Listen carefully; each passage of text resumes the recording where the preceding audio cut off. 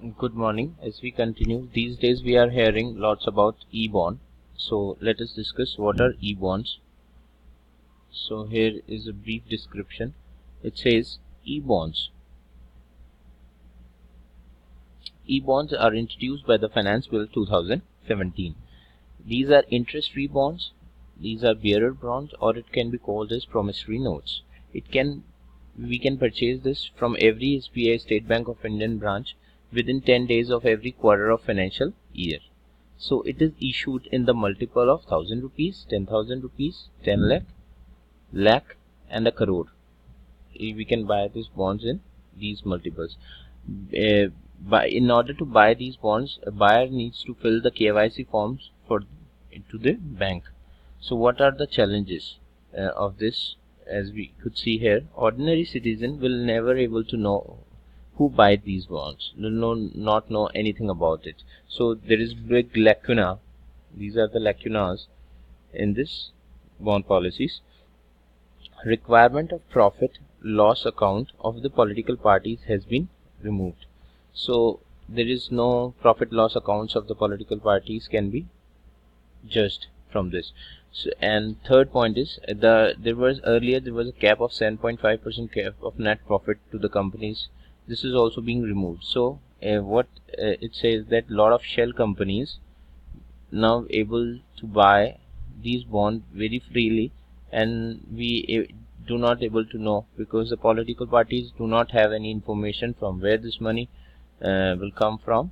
So that is also a point of question mark about the transparency. Next point regarding e-bond is there is no limit to donation. That means we can donate it up to infinite. So as I told you, there will be a lot of shell companies will be built, and they will invest mostly in the political parties. Corporate funding is increased to many folds. So these are the loopholes in this e-bond. Political party fuel from e-bond funded, which are funded from e-bond, will exempt from IT Act of Section 13A. So there will be no tax on these funding on the political parties. So what does Election Commission says about this? What are its views? Its views are not very clear with this. So it says that transparency on funding, there is a big issue, because there might be foreign funding, which are the foreign companies which can be funding in the political parties, and then can influence our Indian policies. Whichever government will shape in this way they will influence the Indian policies, which cannot be beneficial to the local peoples or for the country. So what the government says, what the present government's view on this e-bond, is that limits the use of cash, more transparency. It will bring more transparency, provide shield to the donor, as it can protect the donor, protection being made to the donor, whoever donating being anonymous. So from the safety point of view, it is good for the donor, and it can be more use of demand draft check, electronic banking. So there will be least probability of black money. Limiting the time of bond, it limits the time of bond, so it cannot be used, because we can only purchase only in 10 days, within 10 days of every quarter of financial year. So we cannot go and buy any time. So there is limit of 10 days. So it cannot be run as a parallel currency. So there is less chances that people can do fraud. So these are the view of the government. That's it. And now it says the article talks about RTI. In this RTI Act being mostly questioned about the Section 8(1) of RTI Act, or it can also be known as Wednesday's verdict,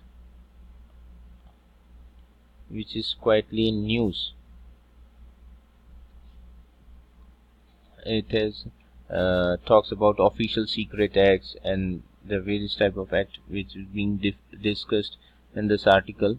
Where the judges are talking about if it is necessary to bring the secret document because the government is not submitting, because it is from the defense point of view, there are less chances that the Supreme Court could not overview it because the government is not submitting documents of defense deals.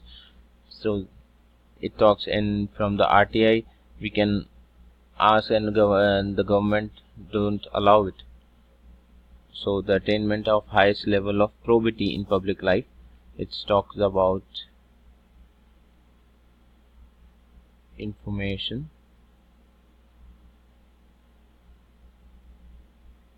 So it also says in this,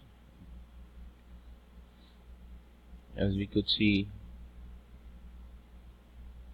K.K. Venugopal, who is the present attorney, or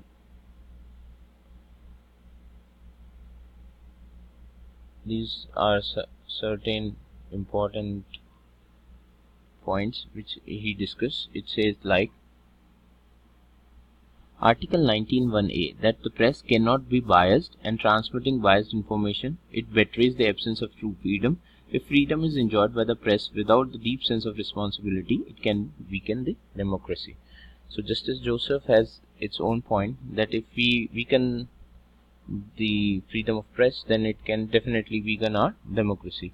It also expressed further that freedom of expression is have observed that the four broad social purposes. What are its purposes of freedom of expression under 19(1)? That it helps an individual to attain the self-fulfillment. First point. It assists the discovery of truth. Second point.